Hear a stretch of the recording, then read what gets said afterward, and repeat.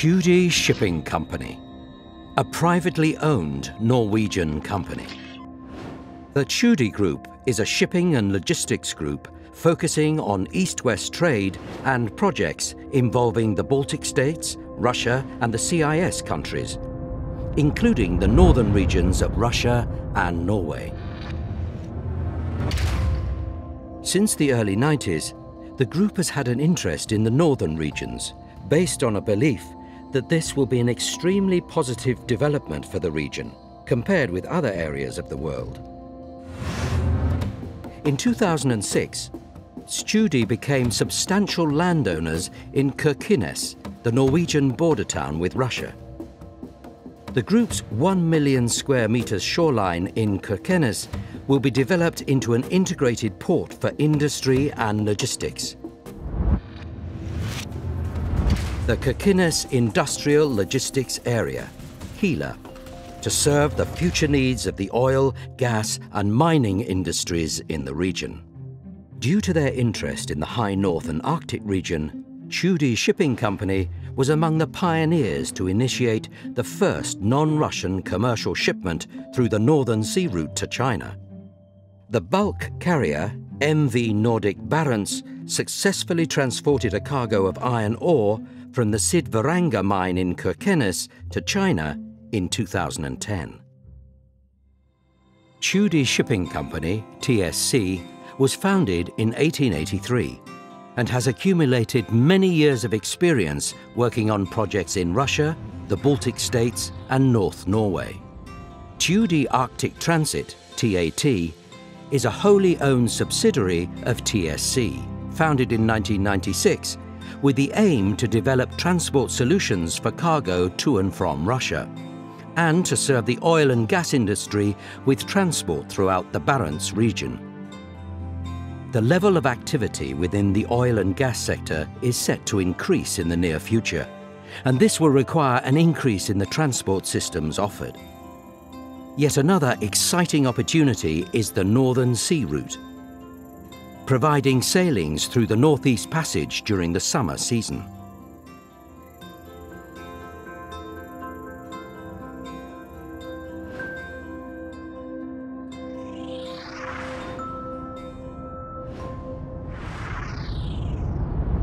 One of the services provided by TAT in this sector is the reloading of oil products in the region, and the company has acquired invaluable experience of such operations. One example of such an operation is when the Vladimir Tikhanov, Suezmax class with a total of 162,000 deadweight tons, sails into the North Cape waters in the autumn of 2011 to load 120,000 tons of gas condensate.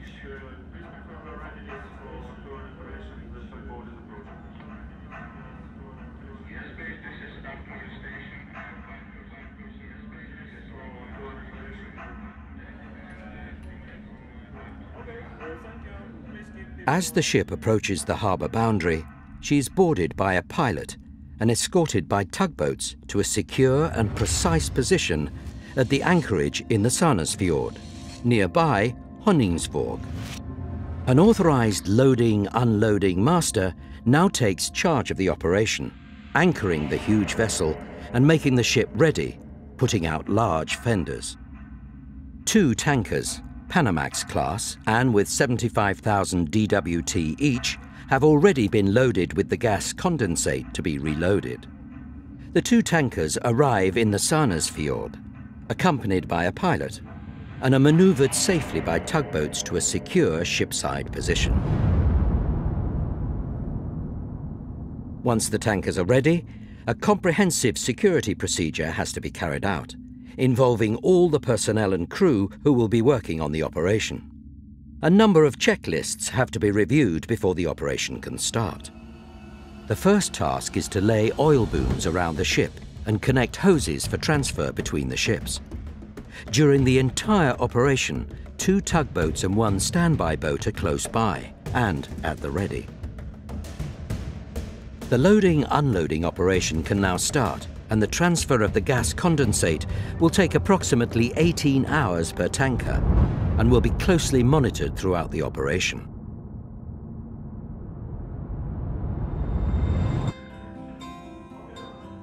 Once the operation is completed, the couplings are removed and the empty tankers haul up their anchors and sail out of the Sarnes Fjord.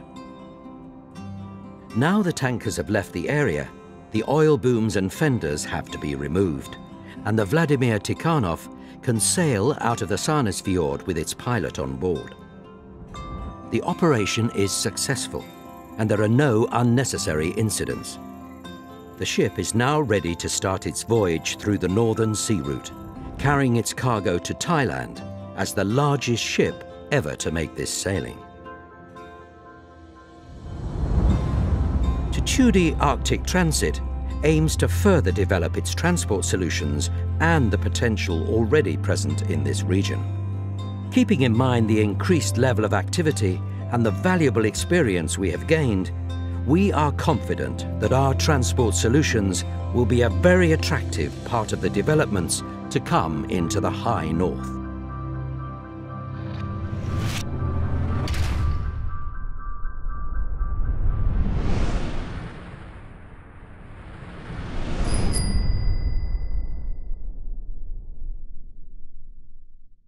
여러분은 지금까지 튜디 해운에 대한 동영상을 보셨습니다.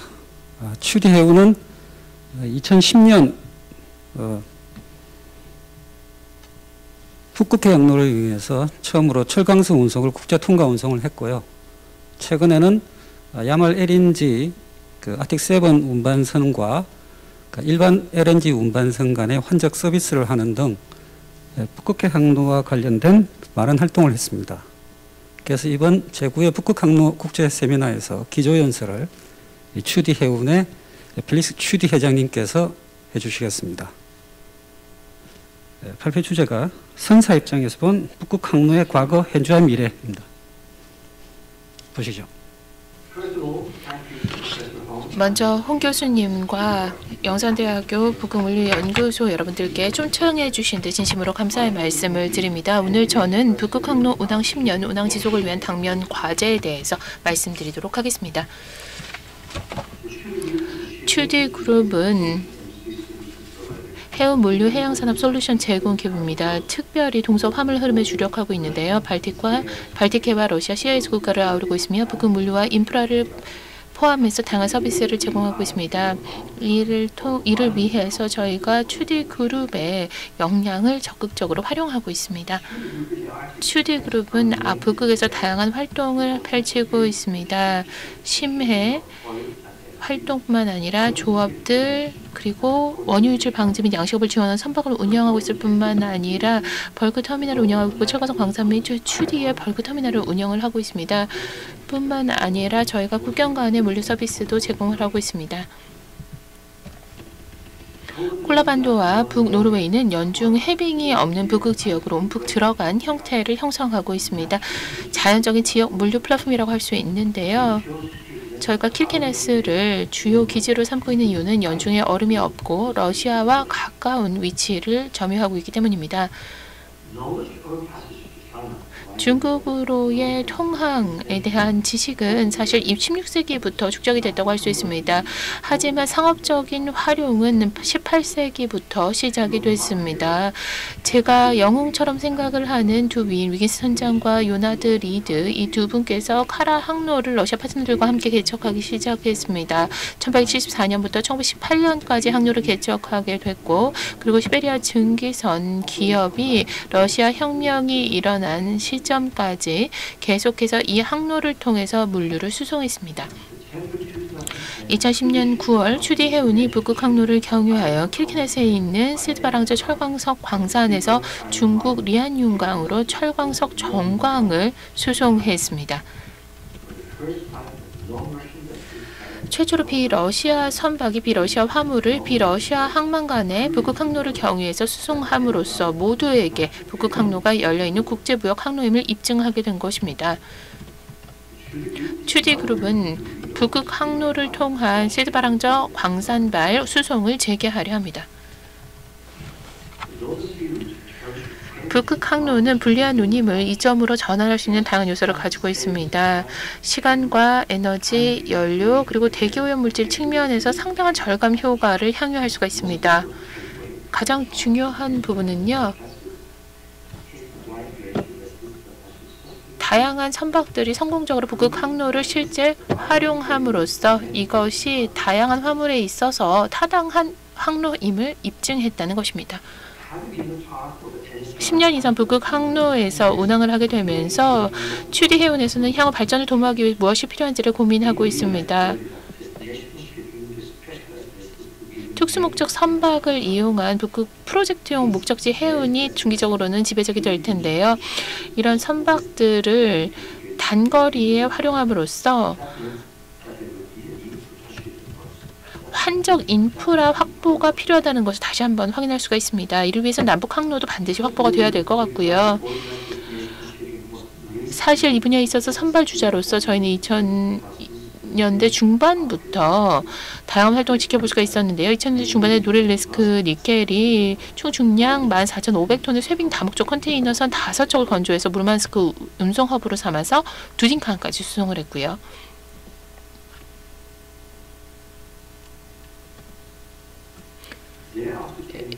이후로 원유 환적과 특수 쇄빙 유조선이 등장하게 됐습니다. 북극은 연안 수심이 얕기 때문에 해상 환적이 필요합니다. 지난 2년 동안 2D 아틱 트랜짓은 야말 LNG를 위해 LNG 쉽2쉽 작업을 수행해 왔습니다. 총 2천만 입방미터 규모의 LNG를 아크7급 쇄빙 복동 LNG선을 이용해서 상선으로서 쉽2쉽 작업을 수행했는데요. 이를 통해 적절한 수역에서 인프라를 잘 갖춰서 작업을 잘 조율하기만 한다면 북극의 동절기에도 대규모 환적이 가능하다는 것을 입증할 수가 있었습니다. 또 3억 5천만 달러의 선박과 같은 이런 인프라가 얼마나 북극의 경계 지역에서 효율적으로 사용될 수 있는지를 입증해 준 사례라 하겠습니다. 야말 LNG는 현재까지 북극 항로의 가장 중요한 동력이 되고 있습니다. 2023년부터 상설 부유식 저장 시설을 동서쪽에서 사용하게 될 예정이고요. 현재는 임시 사이트를 무르만스크 킬런섬에서 테스트하고 있습니다. 향후에는 상설 부유식 저장시설과 육상 저장시설을 갖추면서 석탄과 광물, 천연가스, 원유 등의 북극의 다른 자원 개발을 지원하게 될 것입니다.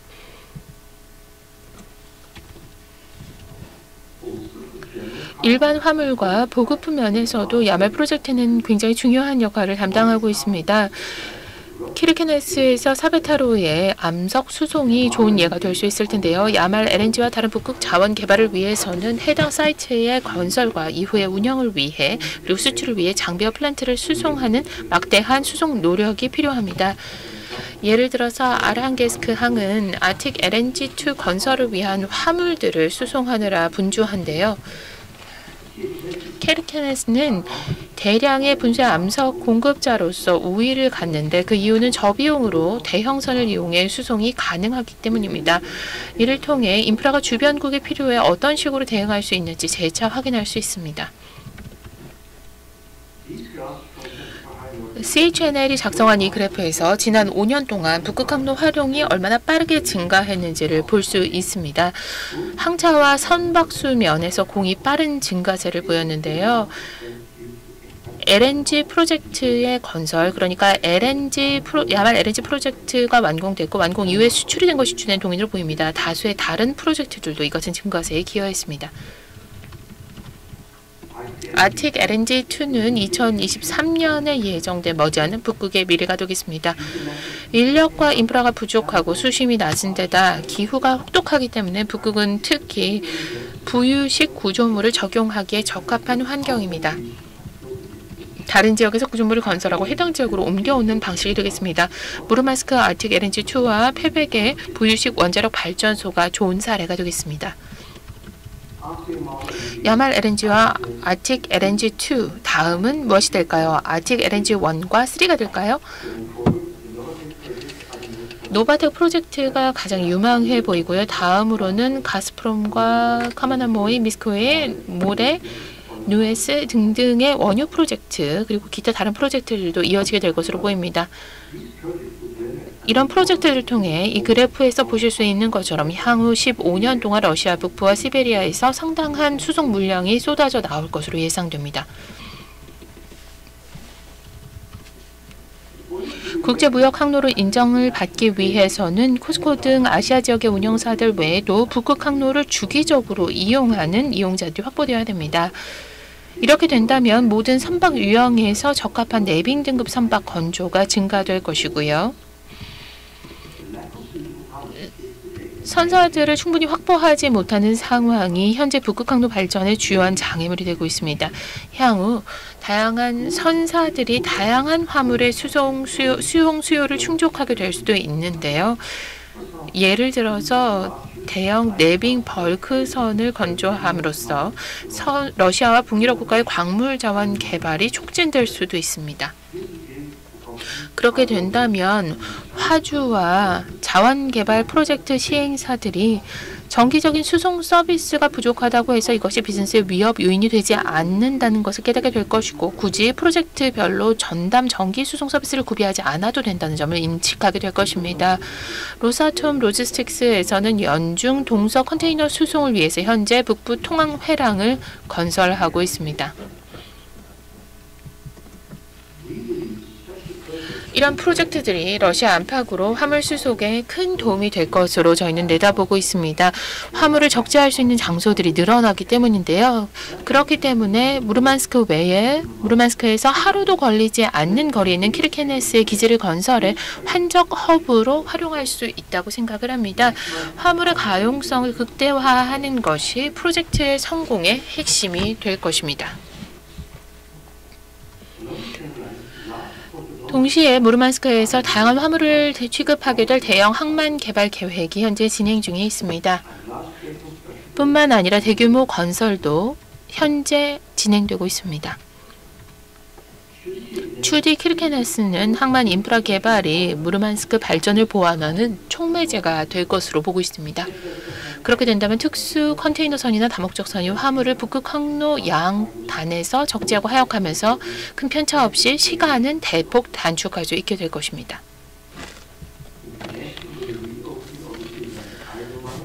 시드바라이아 철광산을 재개하게 되면서 두 개 항만의 확장이 캡사이즈 선박을 수용하고자 하고요.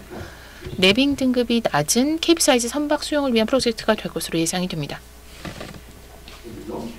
장기적으로는 시베리아 강이 대동맥 역할을 하면서 북극 항로를 이용하는 화물과 수송의 주된 출처가 될 것입니다. 카자흐스탄은 얄즈 강과 사베트 항을 이용해서 옐티시 강과 사베트 항을 이용해서 북극 항로를 적극적으로 활용해 나갈 계획입니다.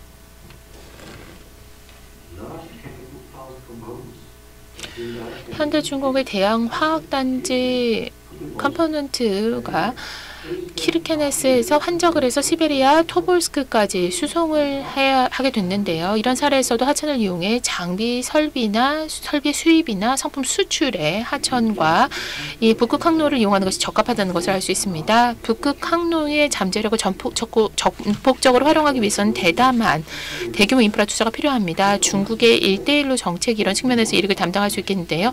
동서뿐만 아니라 남북이 있는 연결로도 필요합니다.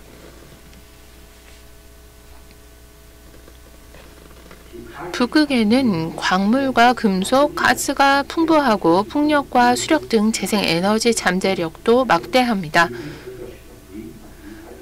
수소 생산력도 어마어마한데요. 이런 요소들을 결합함으로써 북극이 친환경 산업 프로세싱 플랫폼으로 거듭날 수 있습니다.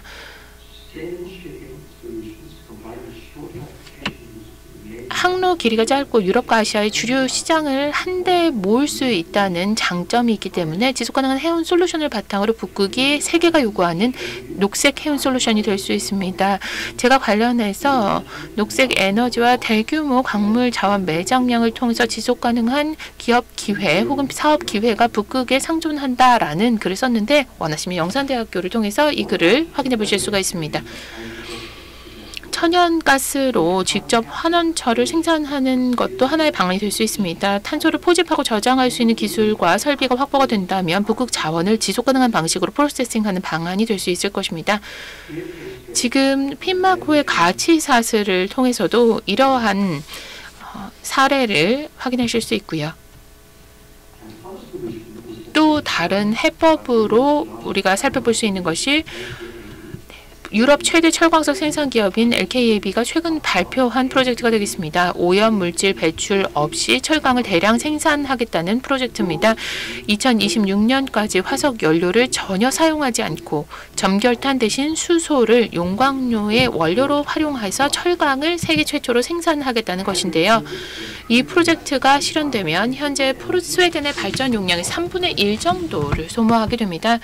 그렇기 때문에 전력 생산 면에서 도전 과제가 막대하다는 것을 다시 한번 확인할 수가 있겠습니다. 사실 북극 전역에서 동일한 상황에 직면하고 있는데요. 러시아는 부유식 원자력 발전소를 솔루션으로 제안했고요. 시베리아 패백에서 로사톰이 이 프로젝트를 진행하게 됩니다. 북극의 풍력 자원이 풍부하기 때문에 육상, 해상 풍력 발전소를 건설해 전력을 조달하는 것도 하나의 솔루션이 될 수 있습니다. 북극에 대한 취드의 미래 비전은 광물, 가공금속, 가공어패류 등 고부가가치의 가공 제품에 주력하는 것입니다. 이런 제품을 통해서 전체적인 원자재 사이클에서 내성을 확보할 수 있을 뿐만 아니라 이 지역에 거주하는 4억 인구의 수요를 안정적으로 충족할 수 있습니다. 이렇게 할 때 청년 인구를 이 지역으로 유치할 수 있고 이를 통해 토착 공동체와 모든 지역사회의 지속 가능성을 담보할 수 있을 것입니다. 궁극적인 목표는 지속 가능한 기술을 적용함으로써 생산된 환경 친화적 상품을 공급하고 지속 가능하고 살기 좋은 북극 사회를 조성하는 데 기여하는 겁니다. 정리해보면 북극 항로의 긍정적인 동향은 CHNL의 북극 항로 지도에서도 확인하실 수 있는데요. 2020년도 지도가 되겠습니다. 러시아 자원 개발을 주요 동인으로 지금 보시는 것과 같은 긍정적인 동향이 나타나고 있습니다.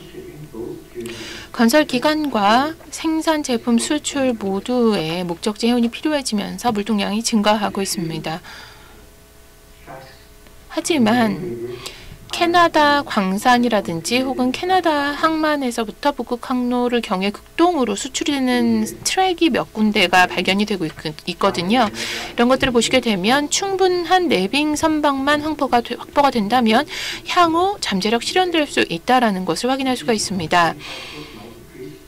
또 로사톰 물류의 북부 통항 회랑이 실현된다면 컨테이너 수송량도 미미하게나마 증가하게 될 것입니다. 북극 항로의 지속적 성장을 위한 필수 조건은 먼저 지속적인 자원 개발입니다. 해운이 지속적으로 발전하기 위한 기초는 바로 화물의 증가입니다. 둘째, 항만, 발전, 쇄빙 등 인프라 건설입니다. 세 번째, 내빙 등급 선박의 확보입니다. 북극 항로의 진정한 발전을 위해서는 북극 항로에 대한 관심이 진정으로 높아지기 위해서는 혹한기의 운항이 가능한 내빙 등급 선박이 충분히 확보가 되어야 됩니다. 러시아에서 현재 적용하고 있는 다양한 규제 조치들은 러시아 국적선과 러시아 화물에 대한 특혜를 제공하는 식으로 해석이 되고 있습니다. 장기적으로는 북극 항로 발전에 이것이 치명적인 악영향을 미칠 수가 있습니다. 많은 선박이 북극 항로를 활용해서 운임 경쟁력을 확보하기 위해서는 화주들이 북극 항로를 정기 항로로 선택할 수 있는 여건이 마련돼야 됩니다. 이를 위해서는 러시아 북극항에서 출발하는 화물을 비러시아 선사와 선박들에게도 개방해야 합니다. 그렇게 하지 않는다면 장기 계약을 하지 않고 선박을 섭외할 수 있는 수준으로 화물 기반이 성장할 수가 없을 것입니다. 북극 항로에 대한 관심을 높이고 안정적인 성장을 담보하기 위해서는 고내빙 등급 선박 확보가 선결 조건이기 때문에 지금 말씀드린 것과 같은 현 상황은 제약으로 작용할 수가 있습니다. 북극 항로의 성공을 위해서는 북극 항로의 잠재력에 대한 인식을 제고해야 합니다.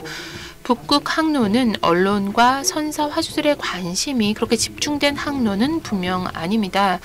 목적지 해운보다는 국제 통항에 적합하다는 인식도 팽배합니다. 이런 면에서 북극 항로가 러시아 전용 항로라는 인상을 남기게 될 경우 상업 항로로서의 잠재력이 크게 훼손될 수가 있습니다.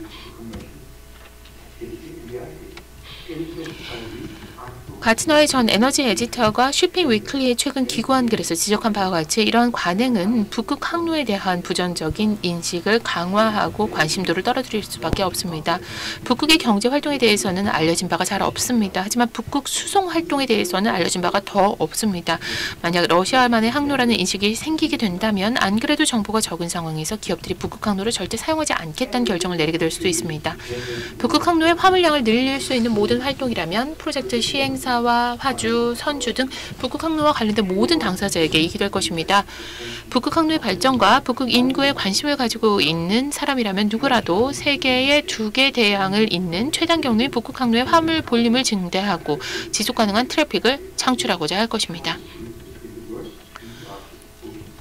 이를 통해 시간을 단축할 수 있을 것이고 오염물질 배출을 줄이고 지속 가능한 경제 발전을 통해 이 지역의 경쟁력과 매력도를 담보할 수 있을 것입니다. 이 모든 부분에서 가장 중요한 것은 예측 가능성입니다. 경청해 주셔서 감사합니다. 최대 회장님 감사합니다.